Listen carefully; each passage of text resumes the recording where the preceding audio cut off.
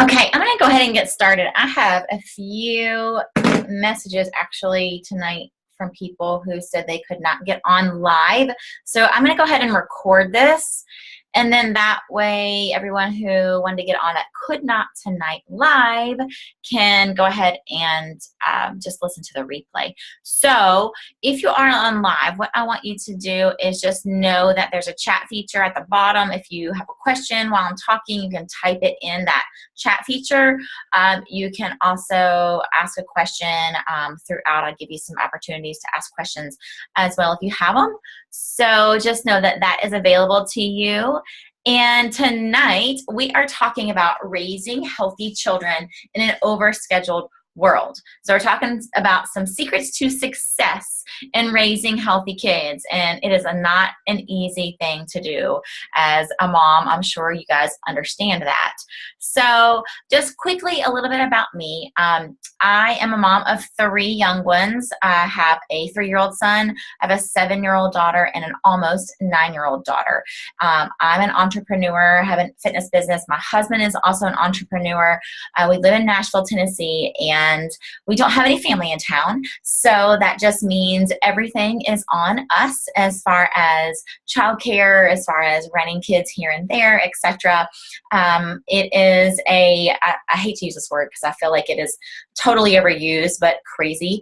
It's a crazy, busy, lovely, chaotic, organized, somewhat life that we live, and we love it. But with all the chaos of the day, of the week, becomes lots of challenges throughout the day and the week. You know, it's really easy to get kids to just eat this or be inactive, put them in front of the TV or whatever, and we see it all around us. So we're talking a little bit about that tonight. So just a little bit more about me. I am a fitness instructor, a personal trainer. I've been teaching and training for 17 years. I do online training. I do in-person training. I do small group training, a little bit of everything. I love what I do. It is truly my passion. It's what I was put on this earth to do. My biggest my biggest joy is when people come to me and they just get it. They've been working with me, and then they see the light. They see how to do it the way that it's going to fit their lifestyle with health and fitness and wellness in general. And so I find no greater joy than helping other people become healthier and figuring out a way to do it within what their life is all about and in their season of life. So let's go ahead and dive into what we're talking about tonight. So I'm sure that it becomes as no surprise to you that we live in a country that is inactive, that's obese, and that those statistics actually continue to rise. Inactivity, obesity is all around us. Our lives are becoming more scheduled by the day, leaving less and less time for healthy meals, for proper movement throughout our day. We continually run on empty. With a coffee in our hand, toting kids around town, grabbing dinner actually becomes an afterthought as we drive through and we eat on the run. So the sad part to all this is that whether we are speaking of ourselves as grown adults or our children, our bodies are the same. They all require proper nutrition to function optimally. So just as you go and you fill your gas tank, fill your car with gasoline, you wouldn't pull up and fill it with diesel simply just because the other pumps were in use or because it was cheaper. So in that analogy, if you're not going to take the easy way out, filling your car up with diesel or something that's cheaper for your car that won't make it run as well, why in the world do we turn our head and pretend that junk that we're eating and inactivity is okay? Good question to ask, right? I feel like the bottom line is that it just becomes a matter of convenience. So let's talk about some things tonight, some ways that you can actually make it easier on you. You can create systems within your family, within your kids and your husband, ways that you can make each and every week run a little bit smoother. So my first tip for you tonight is to be a role model. So we've heard this throughout life. Be a role model. What kind of role model do you want to be? Who do you want to look up to? So think back for a second to when you were a kid. Did you have a role model? I honestly wasn't the type of kid who idolized celebrities or boy bands, New Kids on the Block, or real popular when I was growing up. So I wasn't that kid that really idolized those types of people, but I did look up to my father. My father was absolutely my biggest role model. You could pretty much call me the ultimate daddy's girl.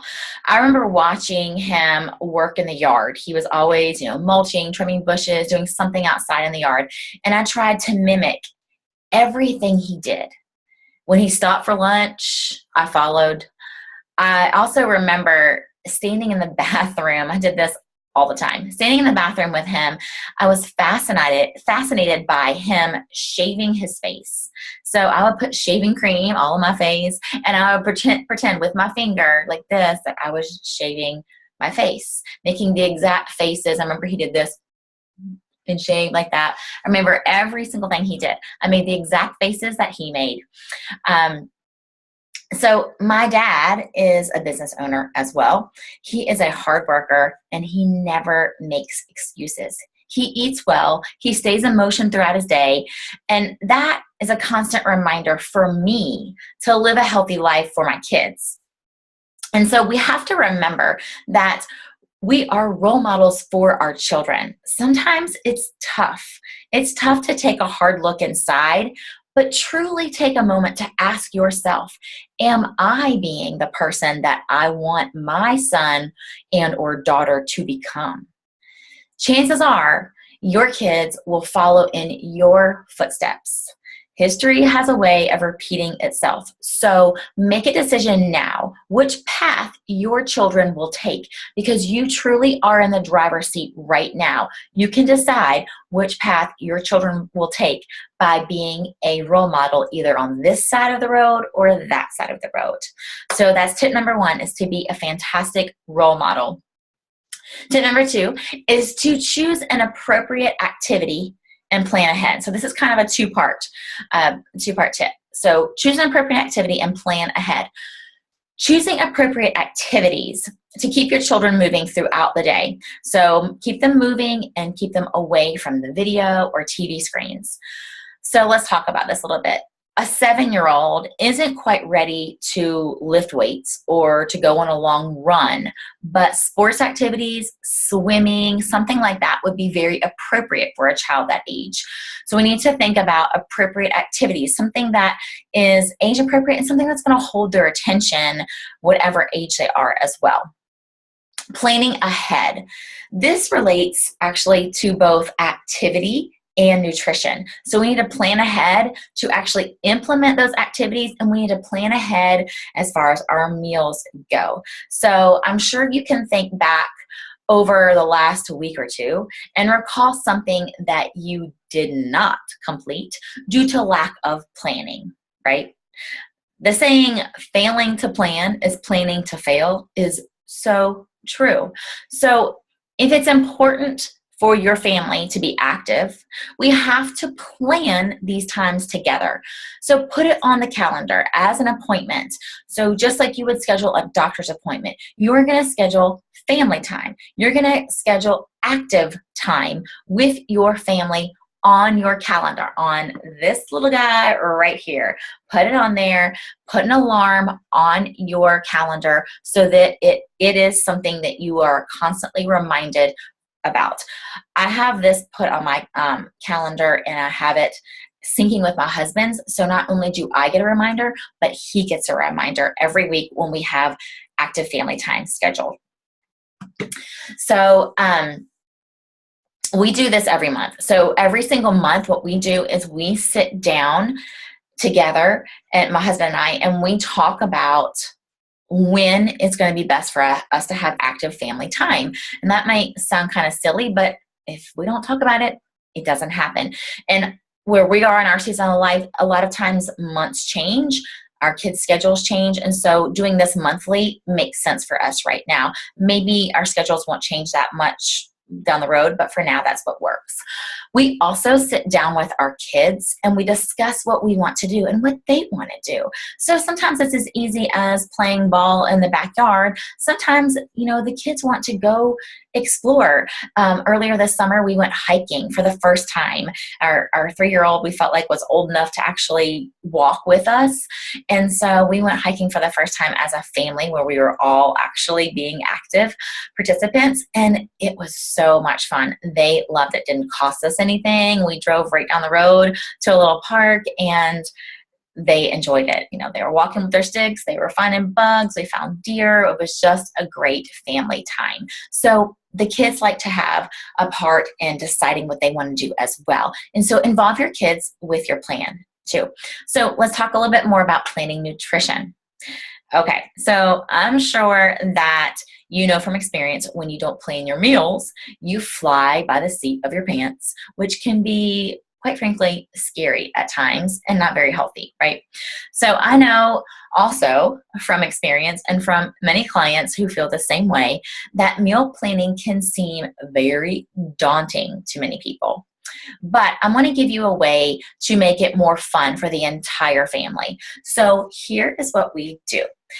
Typically, once a week, it's normally on Friday or Saturday, depending on what's happening throughout the week, but normally Friday or Saturday, we sit down as a family, all 5 of us with the kids, and we let them plan a few meals for the week. They usually plan dinner and a few lunches, or have a few lunch ideas that they want to incorporate for school that week. So before I go on, I know that some of you probably are thinking this could be a total disaster, and your kids may plan pizza every night, chicken tenders, fries, or whatever. But we have a few guidelines that they have to follow. So we don't give all of those things as an option. Here are their rules. Their rules are that they can plan a dinner. So all 3 of my kids plan a dinner, but it has to have a protein and a carbohydrate in their dinner. Also, the carbohydrate has to be at least 1 vegetable. So they have to have some sort of protein source, and they have to have at least 1 vegetable in their plan for the week. Now, there are times when they recommend something that I just don't have time to make that week, or isn't going to happen in my house because we don't have French fries. So we do tweak them, and they know that they can be tweaked by us, but they have a little control over it. And so it makes it a little bit more fun for them. And so what we have done kind of to set the groundwork for this activity is that we actually have talked to them. We did this a few years ago. We started doing this a few years ago when we had dinner together as a family. We started talking about what we were eating and what it was. We're eating chicken. That is a macronutrient. Do you know what that means? Of course not. What 2-year-old does? So we talked to them about proteins, about fats, about carbohydrates, and chicken is a protein, et cetera, et cetera, et cetera. And so my kids have a great background right now of what they're eating and why they're eating it. So if your kids don't have that background, start talking to them at dinner about what this is. Why do we put this in our body? Why is this a better choice than this? And so giving them that background will make this meal planning as a family so much more fun and enjoyable and successful. So meal planning this way has actually alleviated so much of my personal stress as to what we're having to eat each week. And our kids are more excited about dinner when they have a hand in what's being cooked. So they get excited. They know that their dinner's being cooked that night. They're down there in their seat right away when I call them. So we also, going along with this, we also let our kids make a list of ingredients that they need for their meals. And so once they decide, let's say they decide they're going to have chicken and sweet potato one night. So we say, okay, what do we need to get from the store for that? And so we make a list together. And of course, my husband and I follow up and make sure that we have all the ingredients on the list. Then we all shop together, typically as a family. Sometimes it's just me and the kids, but typically it's the 5 of us. We shop together. And again, it's not a disaster because we give them each a job at the store. They have a list of things that they're going to get. They have a list of things that they are going to cook. So we shop the store. Everybody has a job. Everybody has something that they are in charge of going to get within our eyesight, obviously. And this decreases the asking for items. My 3-year-old son is terrible about this. He will ask for everything and anything that he sees in every single store that we will go into. Target is a total disaster. So he has a job. He has to find certain items in the store and pick them up and put them in the cart for us. So it decreases that asking for items, and we don't have additional fighting. It decreases the fighting and the nitpicking in the store just because they're bored. So those are win-wins for us. Okay, so that was your next tip. So your third tip, and this may seem very, very obvious, but turn off your devices. So you want to be more active and you want to be more intentional about what you're eating, turn off the devices. And I know it seems pretty obvious, but I will tell you that most of my clients' houses have their TV on when I walk in to train them. They're not even really watching it. It's just on. So even if you aren't sitting down and intentionally watching TV, that background noise that you have going on can be so distracting and cause you to waste time and be less focused and intentional with what is actually right in front of you, which is typically your kids. So maybe your house is quiet like mine during the day, and the TV is only on at night when your husband is there, which would be my house. I never have the TV on. He comes in, he wants to turn the TV on, and again, he's not watching it. It's like white noise. It drives me insane, but that's a whole nother topic. So, but what about your phone? So even if your TV is off, do you have this always with you? Do you ever walk away from it? Do you know how long you spend every day on this little guy while you're checking emails, while you're scrolling social media, while you're searching for something on Pinterest, while you're surfing the web, whatever? Do you actually even know how much time you spend on this throughout your day? Oh, I'm just going to check a few minutes here, a few minutes there, a few minutes there. This is so insane. But studies have shown, multiple studies have shown lately that Americans, the average American spends 23 hours a week on this. 23 hours. We are almost spending the entire day here on a screen. That's insane, y'all. Totally insane. So what could you do with 23 extra hours in your week, right? I mean, I can think of a whole lot of things that I can do with 23 extra hours. And again, it's not necessarily that you're sitting down and you're spending 3 hours at a time, but you are spending 10 minutes here, 30 minutes there, waiting and doing whatever, when you could be a little bit more productive. Or if you have a hard time meal planning, if you have a hard time fitting in that exercise, you could be doing that instead of focusing on your screen. So keep that in mind and be more intentional about when you're going to check your messages. Just because you have a text doesn't mean you have to get it right that second. Just because you got an email, do you have to check it? I will say that about 2 years ago, I started being intentional about this little guy. We have tech-free zones in our house where we put it away. We don't have it near us. It's not in the same room as us. I only check my email 2 times a day. I run a ton of online groups with my clients, and I only check in with my groups 2 times a day. That's it. It's not throughout the day like I used to do. And it's been a game changer for me. I've created more time in my day. I am way more intentional with my kids when they're in front of me than I used to be. And it's freeing. It's actually freeing not to have this next to you and have it dinging or buzzing or whatever all the time. So think about ways that you can kind of decrease that and increase. Maybe you could plan a meal while you were waiting in the doctor's office instead of scrolling social media. Okay, so your next tip is and actually this is actually a twofold tip too. Find a fun activity and get the entire family involved. Okay, so let's talk about how we can get a little bit more involved with fun activities. So often we spend afternoons and evenings at our house. When the weather is nice, we are playing in our yard with some sort of family activity, unless we are at gymnastics or dance or whatever the activity is of the day. And even if we are at dance or gymnastics, I try to get my other kids who don't have that activity that night outside. We could do something. We can do some homework and then we can play an active game or something that doesn't just require us to be sitting around all evening long.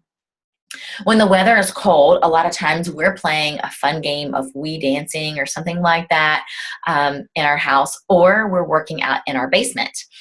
So my husband and I work out together every chance that we get, almost every morning a week. We're working out together in our basement because, one, there's an element of accountability when you're doing it with someone else.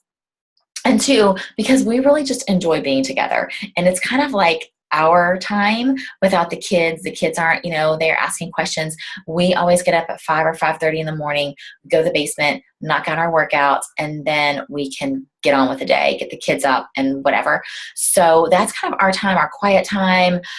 We chit chat a little bit, but it's just kind of nice to be there together and not feel like we're being pulled in a million different directions. So working out for us is simply non-negotiable. We do it every day without fail.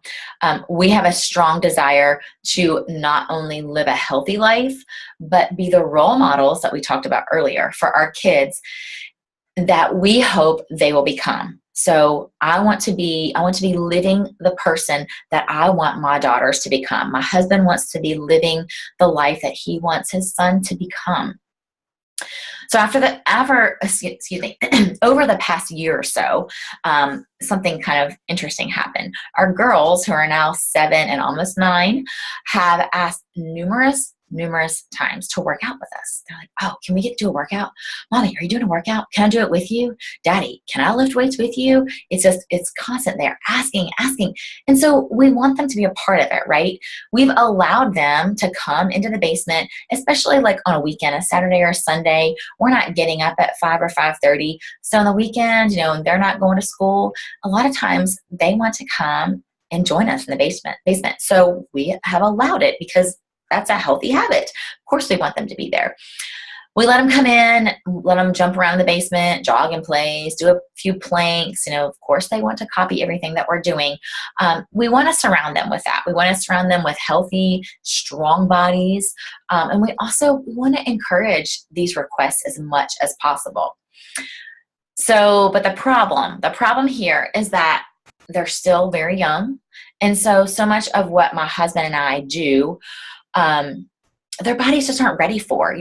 My kids aren't ready to lift weights, and I'll give them a pound, to kind of play around with, little pound weights, but they're just not ready to do some of the things that we're doing. And, if they don't have good form, I don't want them getting into a deep squat or a lunge or something like that.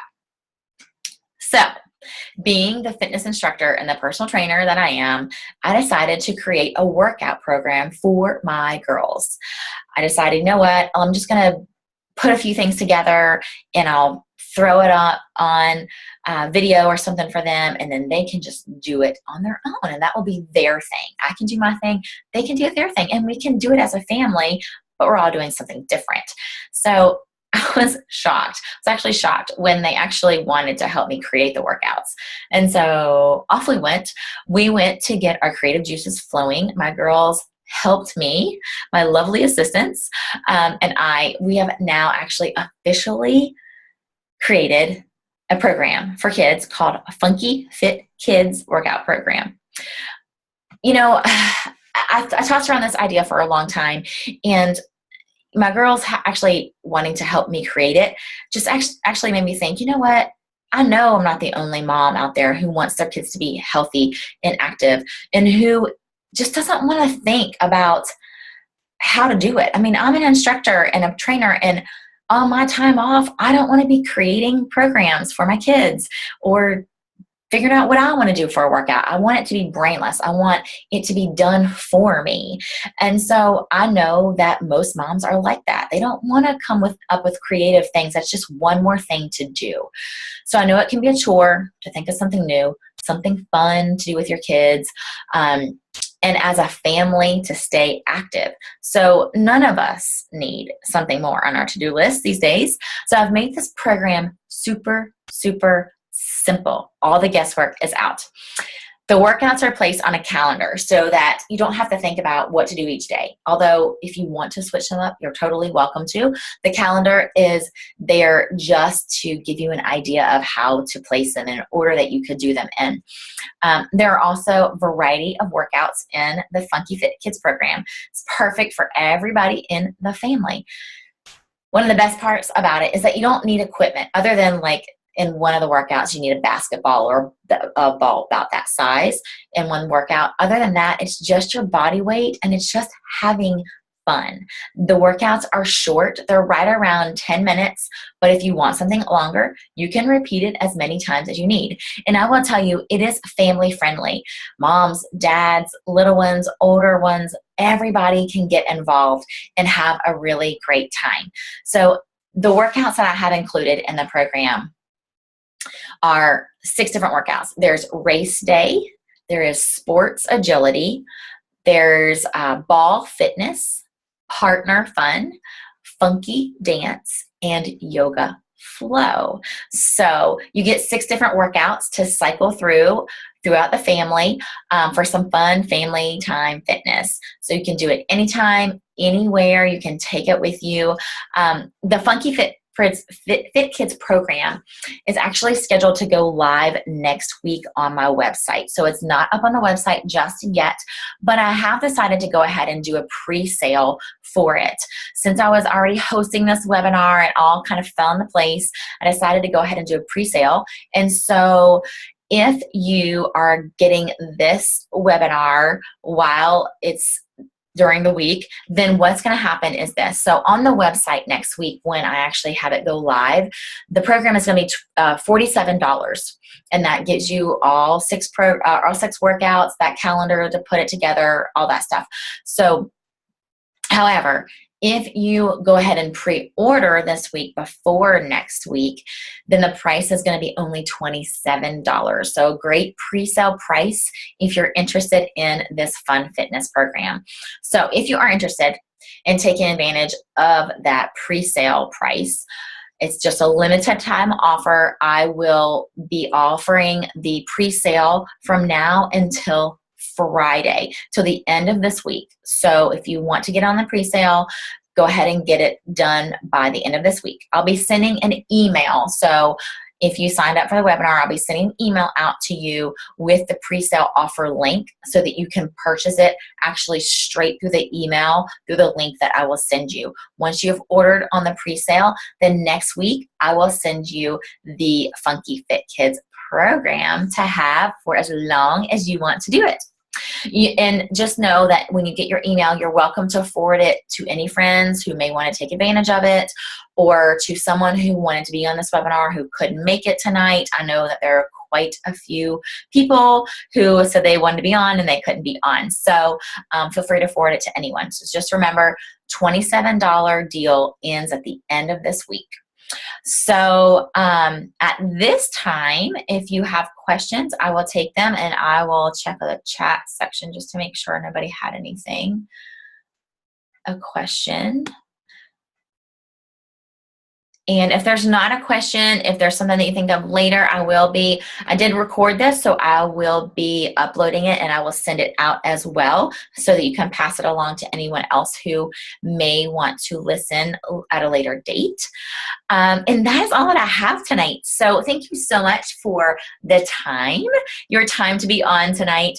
I know that your time is very valuable and I appreciate your attention and I appreciate your commitment to raising healthy children. And I hope these tips were very beneficial to you and to your family. And I can't wait to hear from you as to how you are implementing these tips in your week.